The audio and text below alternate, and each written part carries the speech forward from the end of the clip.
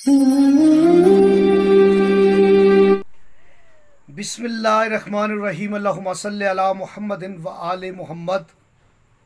तमाम हम्द की तस्बीह है उस पाक ज़ात के लिए जिसने हर शय को अदद में गिन रखा है, और दरूदो सलाम मोहम्मद व आले मुहम्मद अलैहिस्सलाम पर जो हर शय के अदद को जानते हैं।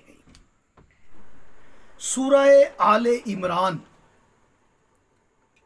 सूरह आले इमरान ये इशारा है आले इमरान की तरफ। बीबी मरियम के वालिद हैं हज़रत इमरान अलैहिस्सलाम। सफ़र का महीना है। अगर आले इमरान सूरत के साथ सूरह मरियम पढ़ी जाए तो औलाद नरीना का हसूल मुमकिन होता है।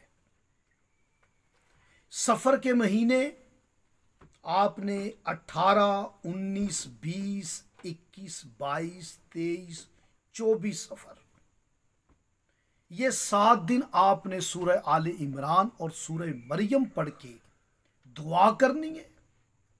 इंशाअल्लाह ताला औलाद जैसी नेमत आपको अल्लाह पाक अता फरमाएगा। यकीन के साथ अमल कीजिए।